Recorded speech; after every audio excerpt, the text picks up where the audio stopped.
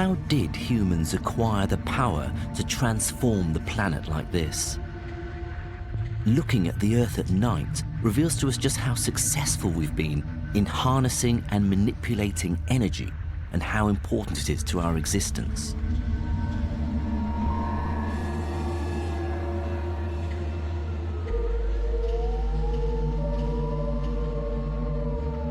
Energy is vital to us all.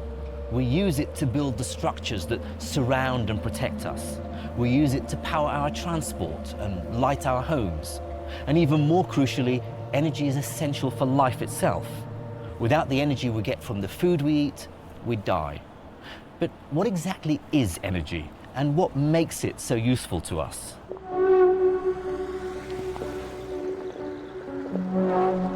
In attempting to answer these questions, scientists would come up with a strange set of laws that would link together everything from engines to humans to stars.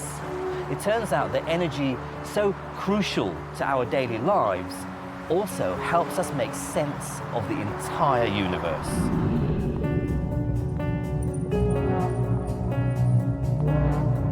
This film is the intriguing story of how we discovered the rules that drive the universe.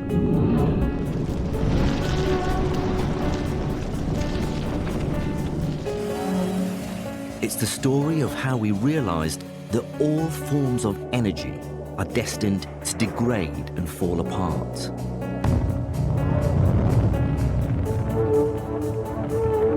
To move from order to disorder. It's the story of how this amazing process has been harnessed by the universe to create everything that we see around us.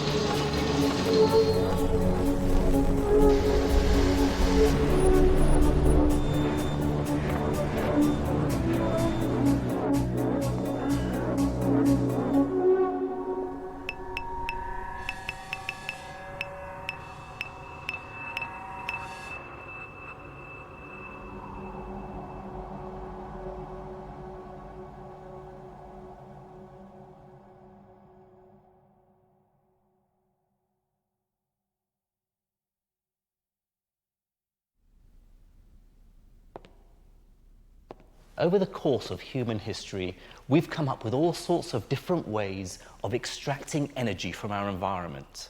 Everything from picking fruit, to burning wood, to sailing boats, to water wheels. But around 300 years ago, something incredible happened.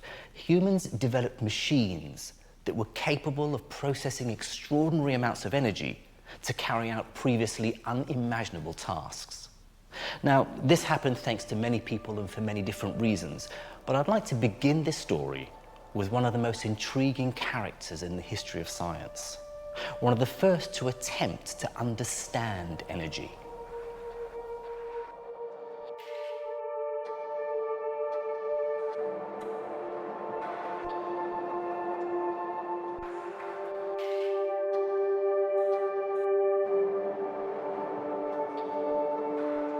Gottfried Leibniz was a diplomat, scientist, philosopher, and genius. He was forever trying to understand the mechanisms that made the universe work. Leibniz, like several of his great contemporaries, was absolutely convinced that the world we see around us is a vast machine designed by a powerful and wise person. And if you could understand how machines worked, you could therefore understand how the universe and the principles that had been used to make the universe worked as well. And so there was an extremely close relationship for Leibniz between theology and philosophy on the one hand and engineering and mechanics on the other. It was this relationship between philosophy and engineering that in 1676 would lead him to investigate what at first sight seemed to be a very simple question.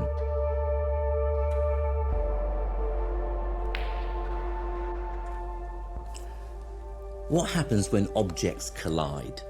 This is what Leibniz and many of his contemporaries were grappling with. So when these two balls bump into each other, the movement of one gets transferred to the other. It's as though something's being passed between them. And this is what Leibniz called the living force. He thought of it as stuff, as a real physical substance that gets exchanged during collisions.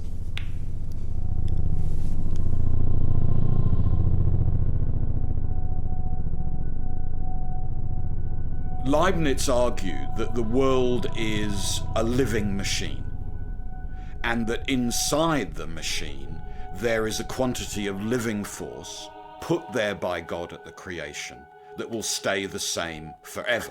So the amount of living force in the world will be conserved. The puzzle was to define it.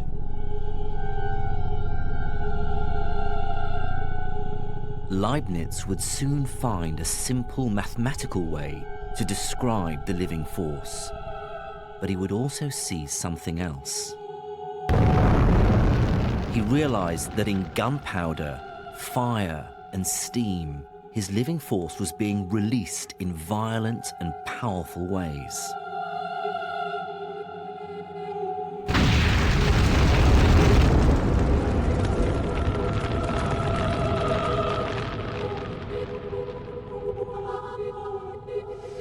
If this could be harnessed, it could give humankind unimaginable power.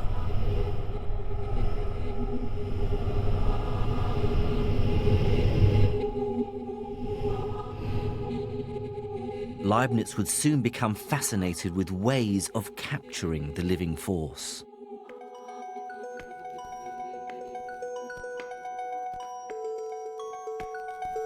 A prolific letter writer, Leibniz struck up correspondence with a young French scientist called Denis Papin.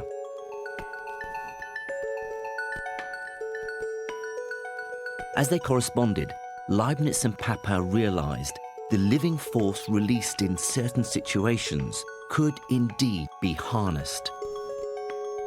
Heat could be converted into some form of useful action.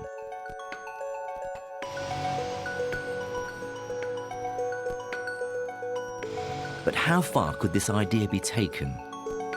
Papin was in no doubt. This is an extract from his letter to Leibniz. I can assure you that the more I go forward, the more I find reason to think highly of this invention, which in theory may augment the powers of man to infinity. But in practice, I believe I can say without exaggeration that one man by this means will be able to do as much as 100 others can do without it. Now, you might expect me at this point to tell you that Leibniz and Papin changed the world forever. Well, they hadn't. Their ideas had been profound and far-reaching, yes, but they hadn't really moved things forward. For that, you need something much more tangible. You need innovation, industry. You need countless skilled workers and craftsmen who are going to apply these ideas, to experiment with them in novel and new ways. Well, in the century that followed Leibniz and Papin, this would take place in the most dramatic way imaginable.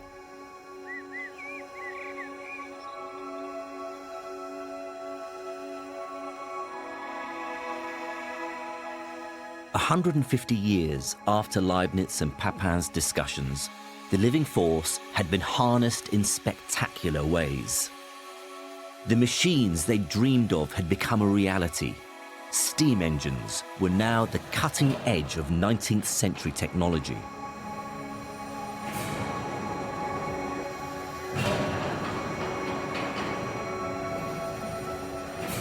If you look at steps in civilization, then one great step was the steam engine, because it replaced muscle, animal muscle, including our muscle, by steam power.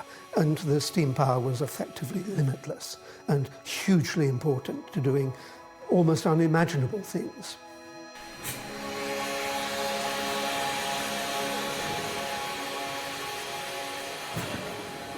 But steam technology would do more than just transform human society.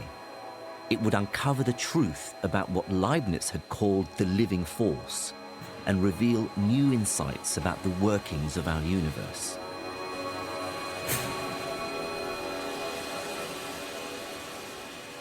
This is Crossness in southeast London.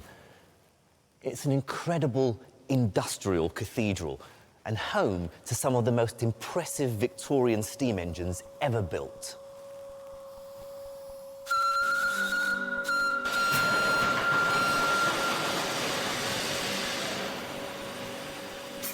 Constructed in 1854, Crossness houses 4 huge engines that once required 5,000 tons of coal each year to drive their 47-ton beams.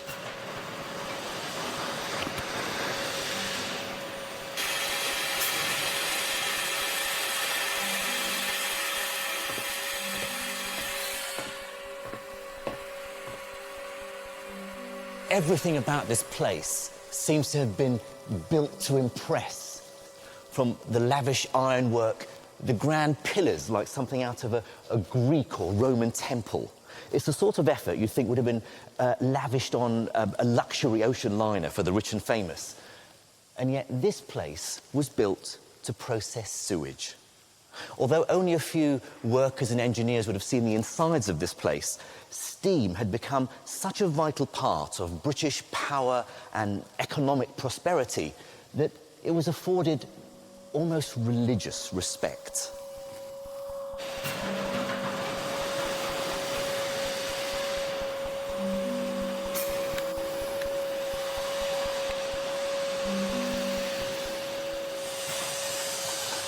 But for all the great success and immense power the engines were bestowing on their creators, there was still a great deal of confusion and mystery surrounding exactly how and why they worked.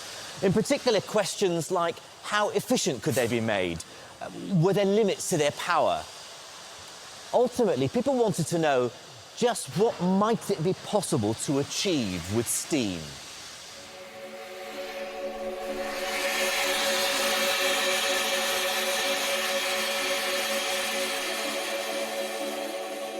The reason these questions persisted was simple. Almost no one had understood the fundamental nature of the steam engine. Very few were aware of the cosmic principle which underpinned it. These great lumbering machines that we think of as the early steam engines actually were the seed of understanding of everything that goes on in the universe.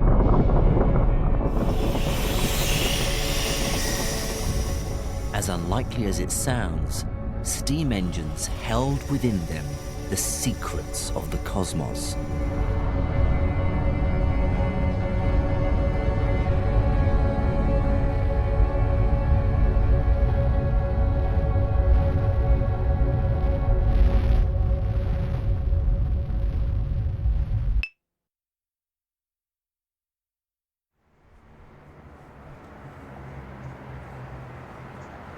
This is the Château de Vincennes in Paris. Events here would motivate one man's journey to uncover the cosmic truth about the steam engine and help to create a new science, the science of heat and motion, thermodynamics.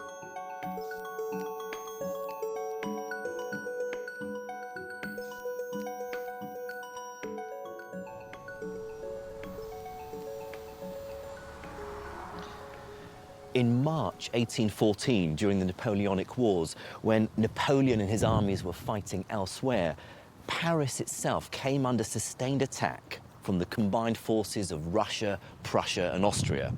And citizens of the city were deployed around key locations to protect them. Now, this chateau was being defended by a group of inexperienced young students who were forced to retreat under sustained artillery fire. One of them was a brilliant young scientist and soldier.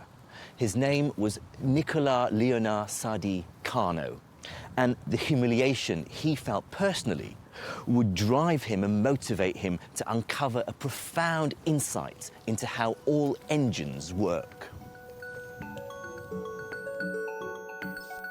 Carnot came from a highly respected military family. After the French defeat here and elsewhere around Europe, he became determined to reclaim French pride.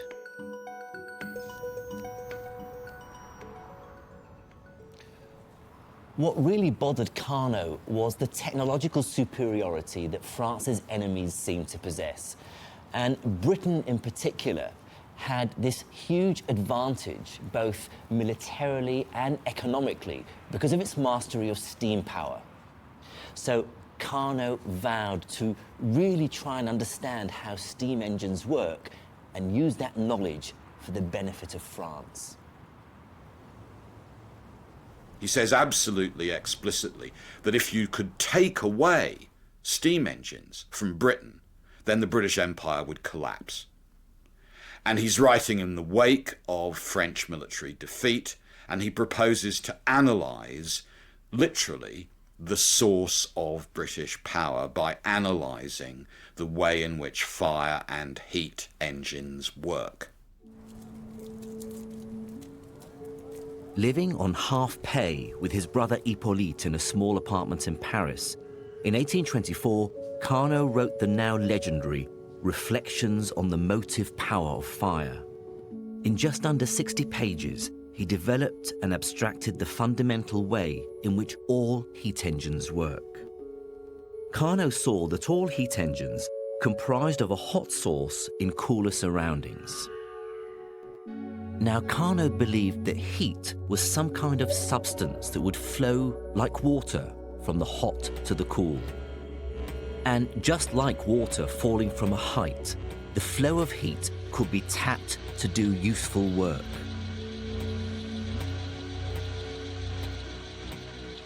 Carnot's crucial insight was to show that to make any heat engine more efficient, all you had to do was to increase the difference in temperature between the heat source and the cooler surroundings. This idea has guided engineers for 200 years. Ultimately, a car engine is more efficient than a steam engine because it runs at a much hotter temperature. Jet engines are more efficient still, thanks to the incredible temperatures they can run at.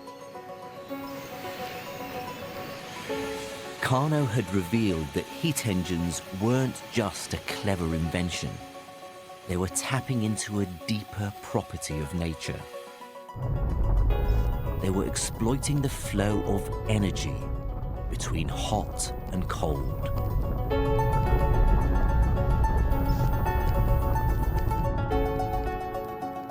Carnot had glimpsed the true nature of heat engines, and in the process begun a new branch of science. But he would never see the impact his idea would have on the world.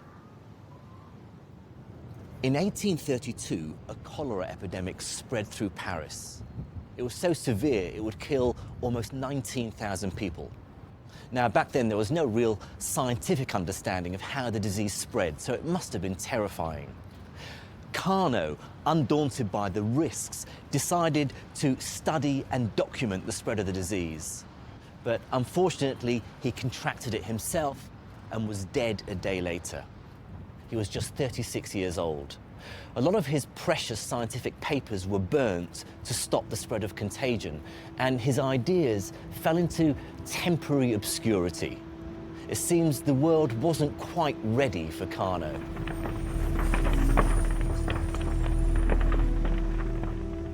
Carnot had made the first great contribution to the science of thermodynamics. But as the 19th century progressed, the study of heat, motion, and energy began to grip the wider scientific community. Soon, it was realized that these ideas could do much more than simply explain how heat engines worked. Just as Leibniz had suspected with his notion of living force, these ideas were applicable on a much grander scale.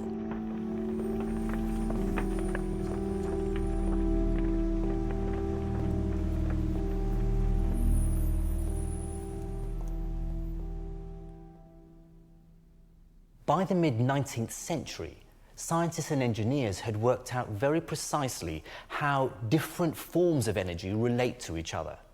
They measured how much of a particular kind of energy is needed to make a certain amount of a different kind. Let me give you an example.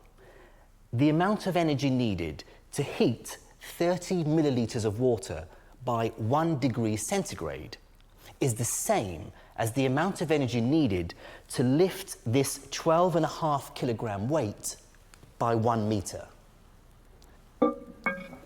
The deeper point here that people realised was that although mechanical work and heat may seem very different, they are in fact both facets of the same thing: energy. This idea would come to be known as the first law of thermodynamics.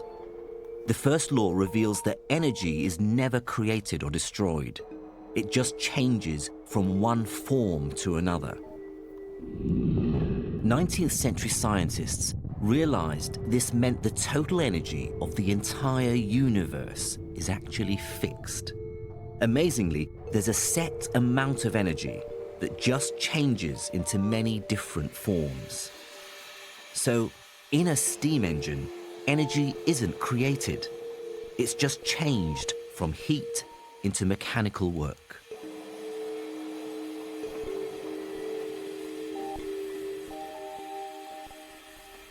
But impressive though the first law is, it begged an enormous question. What exactly is going on when one form of energy changes into another? In fact, why does it do it at all?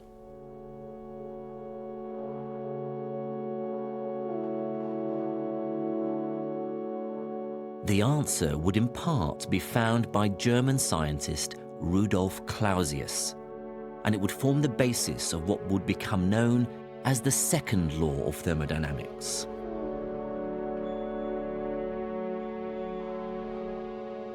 Rudolf Clausius was a brilliant German physics student from Pomerania who studied in Berlin and at a ridiculously young age became a very brilliant professor in Berlin and then in Zurich at the new technology university set up there in Switzerland. And in the 1850s and 60s, Clausius offered what is really the first coherent, full-blown mathematical analysis of how thermodynamics works. Clausius realized that not only was there a fixed amount of energy in the universe, but that the energy seemed to be following a very strict rule. Put simply, energy in the form of heat always moved in one particular direction. This insight of his is in fact one of the most important ideas in the whole of science. As Clausius put it, heat cannot of itself pass from a colder to a hotter body. This is a very intuitive idea. If left alone, this hot mug of tea will always cool down. What this means is that heat will pass from the hot mug, say, to my hand, and then again from my hand to my chest.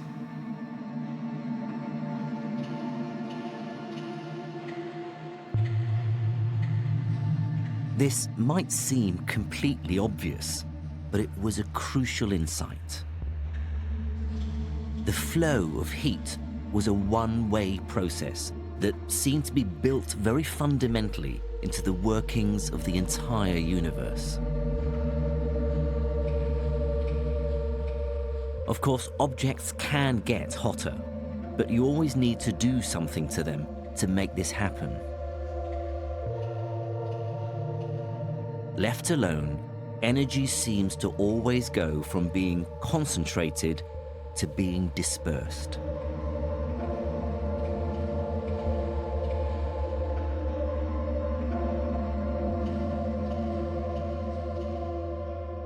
One of my favorite statements in science was made by the biochemist Albert St. George, who said that science is all about seeing what everyone else has seen, but thinking what no one else has thought. And he, Rudolf Clausius, looked at the everyday world and saw what everyone else had seen, that heat does not flow spontaneously from a cold body to a hot body. It always goes the other way. But he didn't just say, I see that. He actually sat down and thought about it.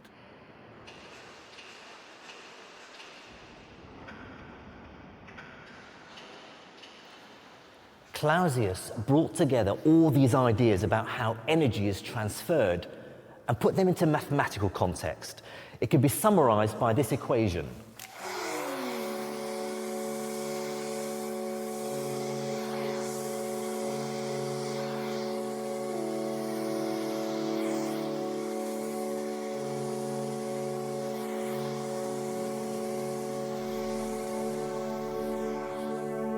Now, what Clausius did was introduce a new quantity he called entropy, this letter S. Basically, what it's saying in the context of this equation is that as heat is transferred from hotter to colder bodies, entropy always increases.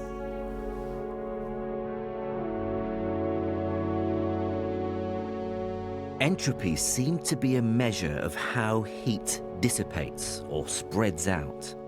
As hot things cool, their entropy increases. It appeared to Clausius that in any isolated system, this process would be irreversible.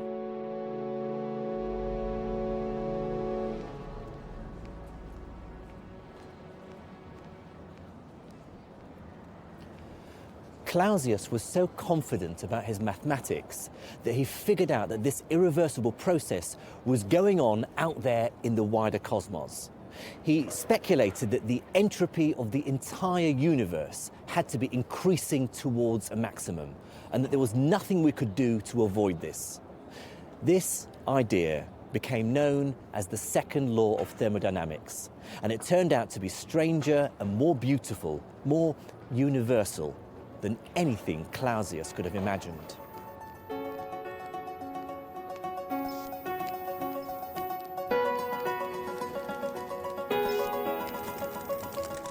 The second law of thermodynamics seemed to say that all things that gave off heat were in some way connected together. All things that gave off heat were part of an irreversible process that was happening everywhere. A process of spreading out and dispersing. A process of increasing entropy. It seemed that somehow the universe shared the same fate as a cup of tea. The wonderful thing about the Victorian scientists is that they could make these great leaps, and that they could see that their study of a thermometer in a beaker actually could be extrapolated, could be enlarged to encompass the whole universe.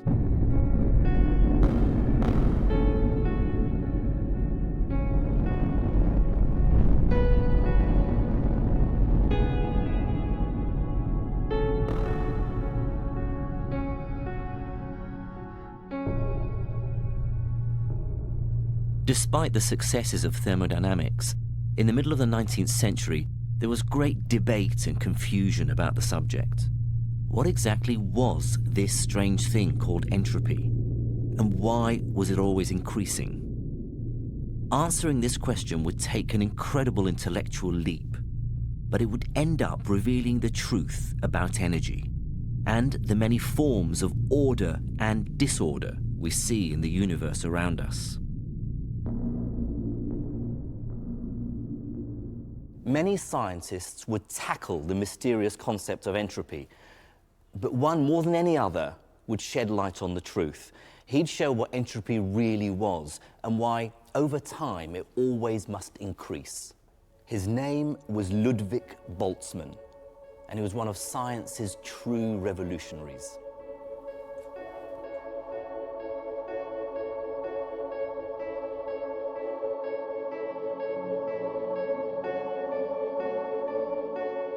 Boltzmann had been born in Vienna in 1844. It was a world of scientific and cultural certainty. But Boltzmann took little notice of the entrenched beliefs of his contemporaries. To him, the physical world was something best explored with an open mind.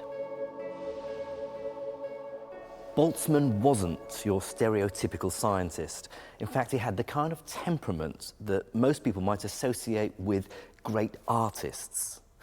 He was ruthlessly logical and analytical, yes, but while working, he'd go through periods of intense emotion, and these would be followed by terrible depressions, which would leave him completely unable to think clearly.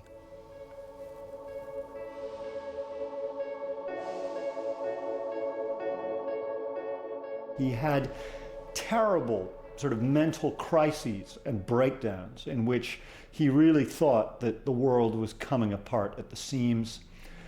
And yet, these were also accompanied by some of the most profound insights into the nature of our world. Outside of mathematics, Boltzmann was passionate about music and was captivated by the grand and dramatic operas of Wagner and the raw emotion of Beethoven. He was a brilliant pianist and could lose himself for hours in the works of his favorite composers, just as he could lose himself in deep mathematical theories.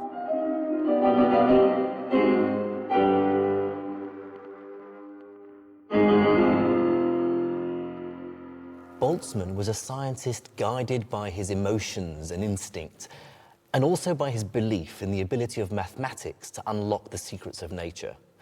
It was these traits that would lead him to become one of the champions of a shocking and controversial new theory, one that would describe reality at the very smallest scales, far smaller than anything we could see with the naked eye. During the second half of the 19th century, a small group of scientists began speculating that at the smallest scales, the universe might operate very differently to our everyday experiences.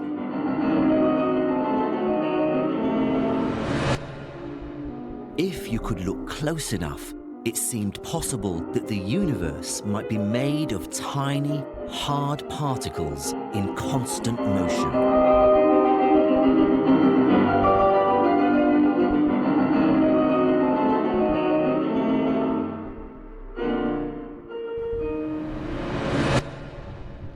Viewed in terms of atoms, heat would suddenly become a much less mysterious concept.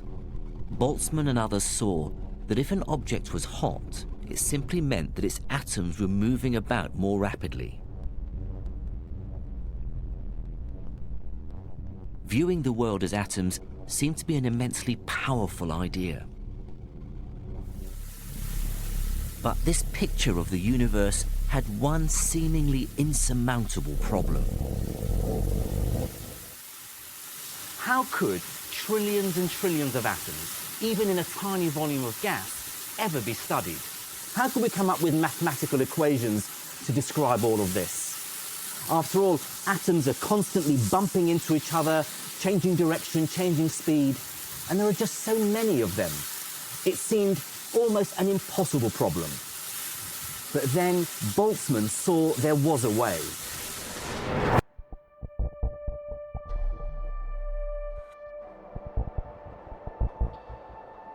Boltzmann saw more clearly than anyone that for physics to explain this new strata of reality, it had to abandon certainty.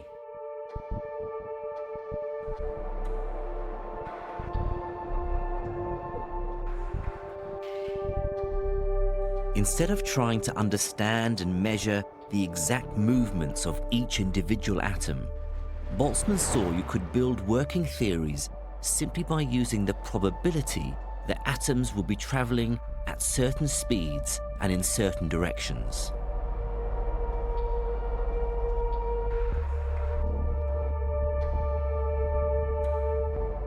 Boltzmann had transported himself inside matter.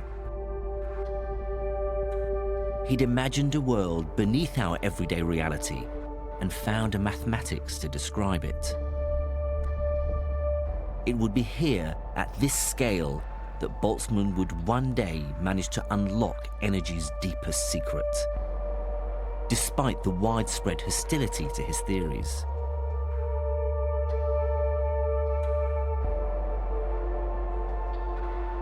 Boltzmann's ideas were highly, highly controversial. And you have to remember that, today we take atoms for granted. But the reason we take atoms for granted is precisely because Boltzmann's mathematics married up so beautifully with experiment.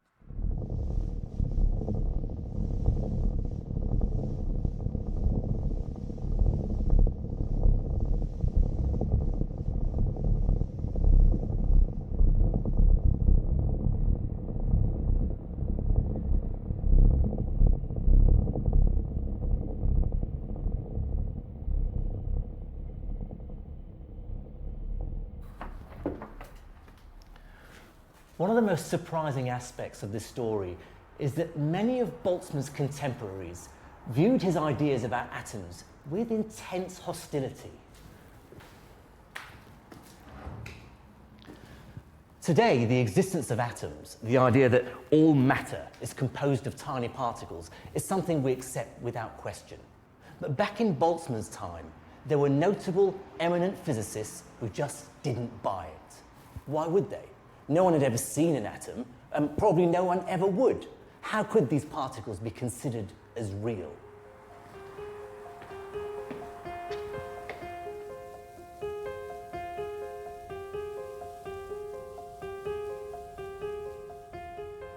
After one of Boltzmann's lectures on atomic theory in Vienna, the great Austrian physicist Ernst Mach stood up and said simply, "I don't believe that atoms exist." It was both cutting and dismissive. And for such a comment to come from a highly regarded scientist like Ernst Mach, it would have been doubly hurtful.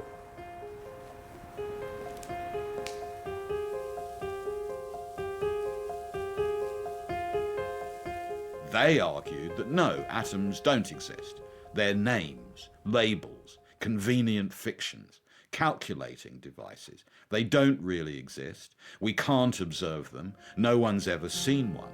And for that reason, so Boltzmann's critics said, he was a fantasist. But Boltzmann was right. He peered deeper into reality than anyone else had dared, and seen that the universe could be built from the atomic hypothesis and understood through the mathematics of probability. The foundations and certainty of 19th century science were beginning to crumble.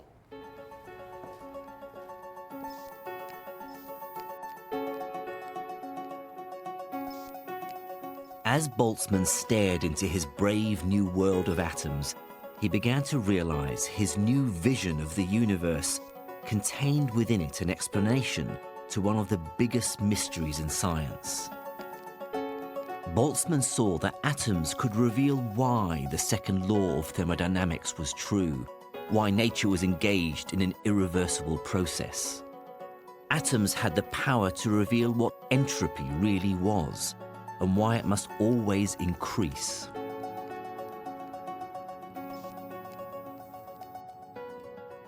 Boltzmann understood that all objects, these walls, you, me, the air in this room, are made up of much tinier constituents.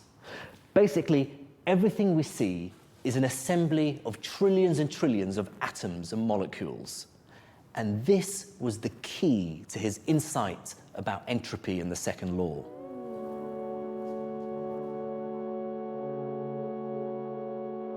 Boltzmann saw what Clausius could not. The real reason why a hot object left alone will always cool down. Imagine a lump of hot metal. The atoms inside it are jostling around. But as they jostle, the atoms at the edge of the object transfer some of their energy to the atoms in the surface of the table. These atoms then bump into their neighbors, and in this way, the heat energy slowly and very naturally spreads out and disperses. The whole system has gone from being in a very special, ordered state, with all the energy concentrated in one place, to a disordered state, where the same amount of energy is now distributed among many more atoms. Boltzmann's brilliant mind saw this whole process could be described mathematically. Boltzmann's great contribution was that although we can talk in rather sort of casual terms about things getting worse and disorder increases. The great contribution of Boltzmann is that he could put numbers to it. And so he was able to derive a formula which enabled you to calculate the disorder of a system.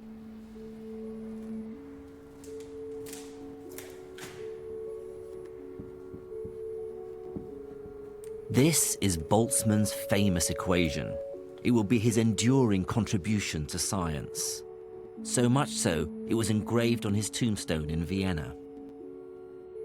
What this equation means in essence is that there are many more ways for things to be messy and disordered than there are for them to be tidy and ordered.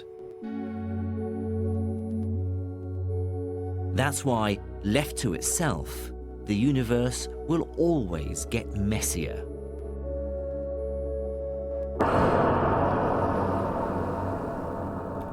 Things will move from order to disorder.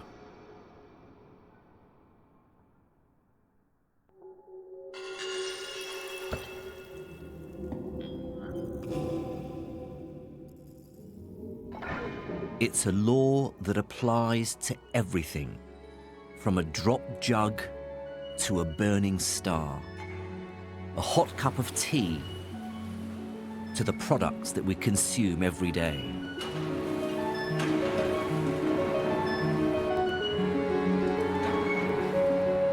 All of this is an expression of the universe's tendency to move from order to disorder.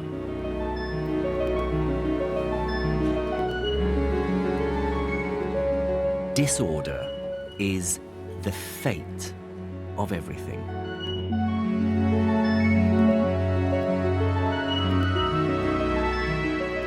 Clausius had shown that something he called entropy was getting bigger all the time. Now Boltzmann had revealed what this really meant. Entropy was in fact a measure of the disorder of things.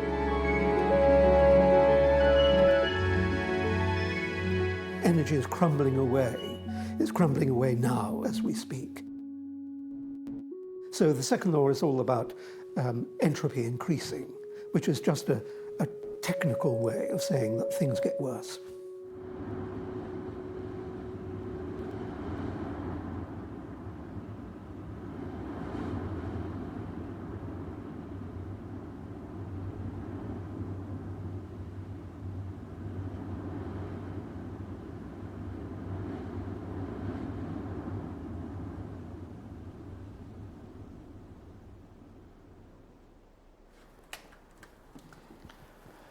Boltzmann's passionate and romantic sensibility and his belief in the power of mathematics had led him to one of the most important discoveries in the history of science.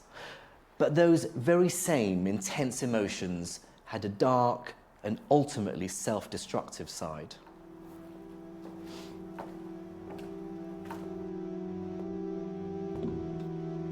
Throughout his life, Boltzmann had been prone to severe bouts of depression. Sometimes these were induced by the criticisms of his theories, and sometimes they just happened. In 1906, he was forced to take a break from his studies in Vienna during a particularly bad episode.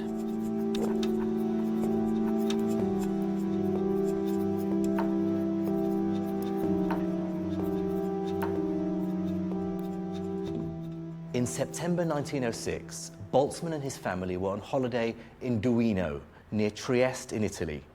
While his wife and family were out at the beach, Boltzmann hanged himself, bringing his short time in our universe to an abrupt end. But perhaps the saddest aspect of Boltzmann's story is that within just a few years of his death, his ideas that had been attacked and ridiculed during his lifetime were finally accepted. What's more, they became the new scientific orthodoxy.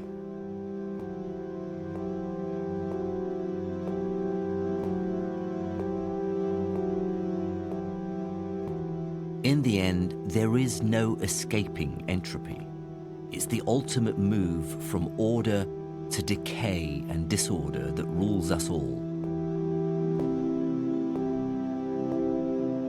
Boltzmann's equation contains within it the mortality of everything from a china jug to a human life to the universe itself.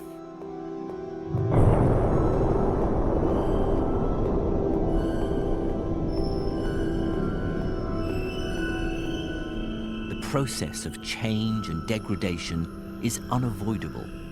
The second law says the universe itself must one day reach a point of maximum entropy, maximum disorder. The universe itself must one day die.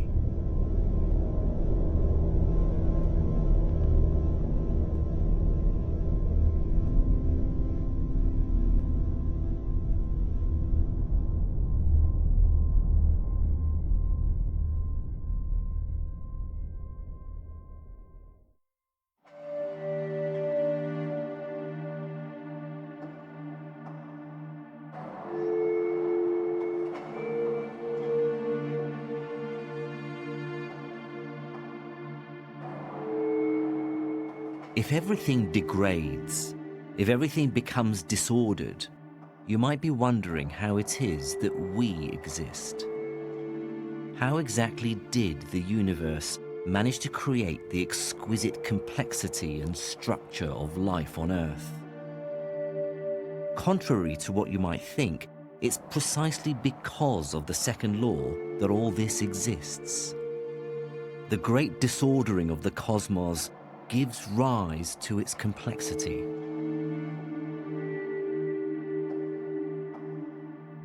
It's possible to harness this natural flow from order to disorder, to tap into the process and generate something new, to create new order, new structure. It's what the early steam pioneers had unwittingly hit upon with their engines. And it's what makes everything we deem special in our world, from this car, to buildings, to works of art, even to life itself.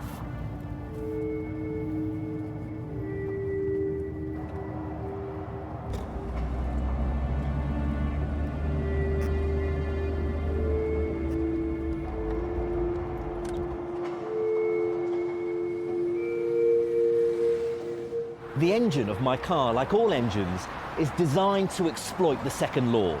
It starts out with something nice and ordered, like this petrol, stuffed full of energy. But when it's ignited in the engine, it turns this compact liquid into a mixture of gases 2,000 times greater in volume, not to mention dumping heat and sound into the environment. It's turning order into disorder.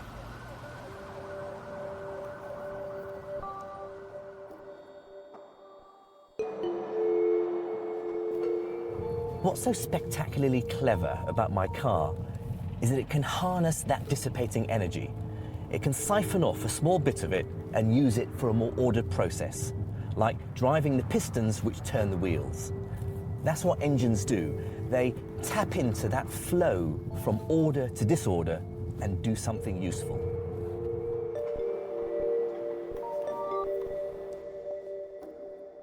But it's not just cars. Evolution has designed our bodies to work thanks to the very same principle. If I eat this chocolate bar packed full of nice, ordered energy, my body processes it and turns it into more disordered energy that powers itself off the proceeds.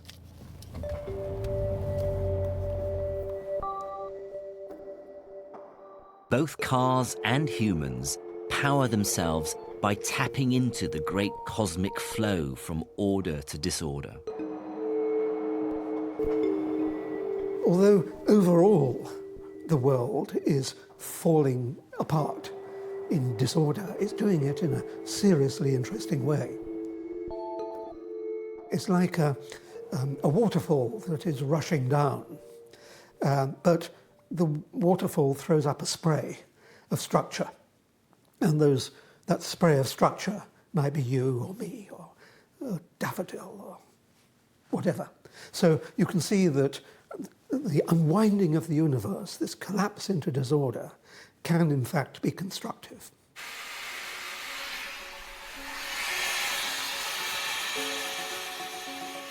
Steam engines power stations, life on Earth. All of these things harness the cosmic flow from order to disorder.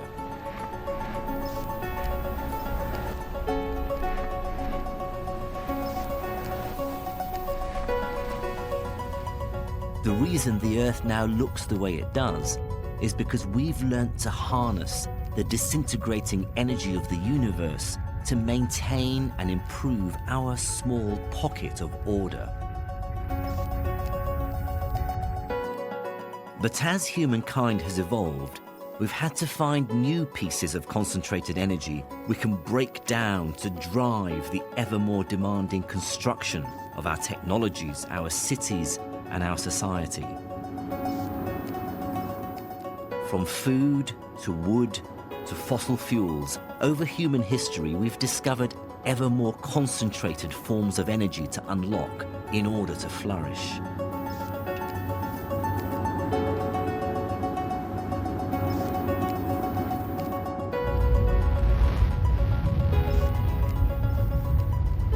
Now in the 21st century, we're on the cusp of harnessing the ultimate form of concentrated energy, the stuff that powers the sun, hydrogen.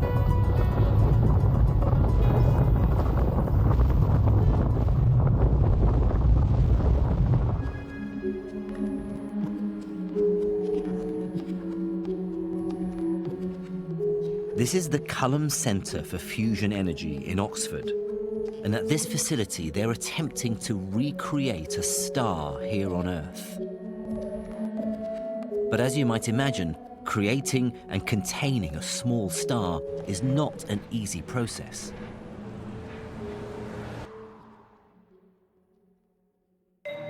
It requires many hundreds of people and some extremely ingenious technology.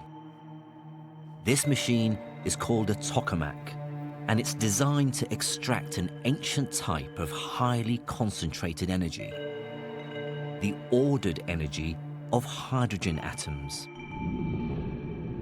These tiny packets of energy were forged in the early universe, just 3 minutes after the moment of creation itself.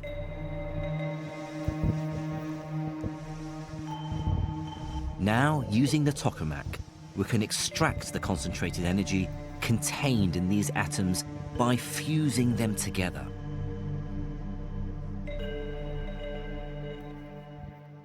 Inside the tokamak machine, two types of hydrogen gas, deuterium and tritium, are mixed together into a superhot state called a plasma.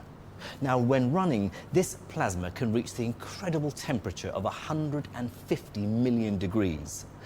Large magnets in the wall of the tokamak contain the plasma and stop it from touching the sides where it can cool down. Now, when it gets hot enough, the two types of hydrogen atoms fuse together to form helium and spit out a neutron. Now, these neutrons fly out of the plasma and hit the walls of the tokamak. But they carry energy, and the hope is that this energy can one day be used to heat up water, turn it into steam, to drive a turbine and generate electricity. Essentially, for a brief moment, inside the tokamak, a small donut-shaped star is created.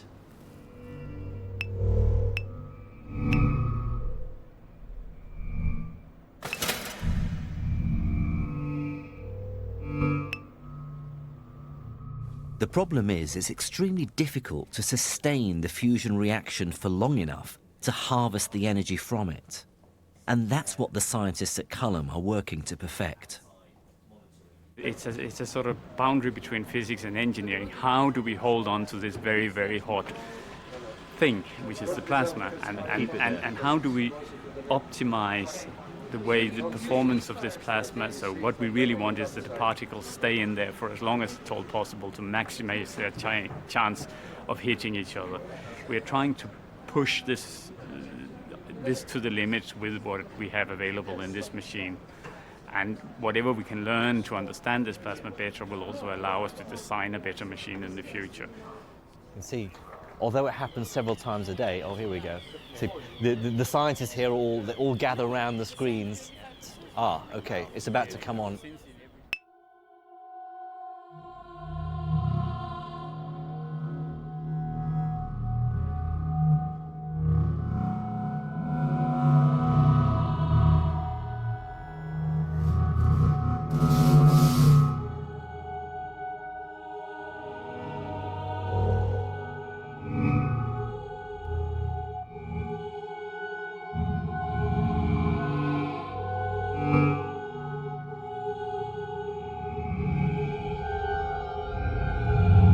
What the tokamak is doing is mining the fertile ashes of the Big Bang, extracting concentrated energy captured at the beginning of time. As hydrogen is the most abundant element in the universe, if future machines can sustain fusion reactions, they offer us the possibility of almost unlimited energy.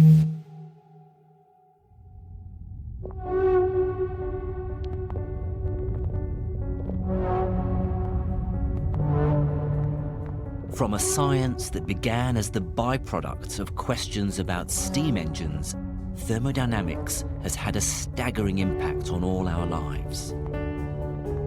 It has shown us why we must consume concentrated energy to stay alive, and has revealed to us how the universe itself is likely to end.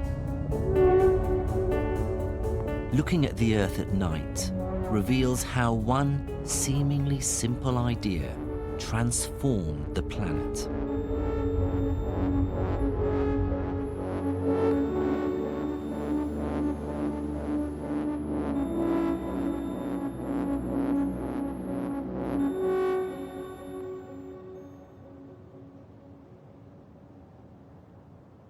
Over the past 300 years, we've developed ever more ingenious ways to harness the concentrated energy from the world around us. But all our efforts and achievements are quite insignificant when viewed from the perspective of the wider universe. As far as it's concerned, all we're doing is trying to preserve this tiny pocket of order in a cosmos that's falling apart.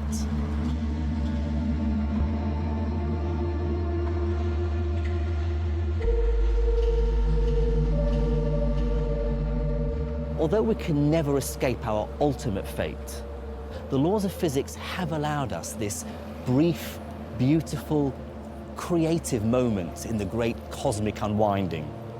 My hope is that by understanding the universe in ever greater detail, we can stretch this moment for many millions, maybe even billions of years to come.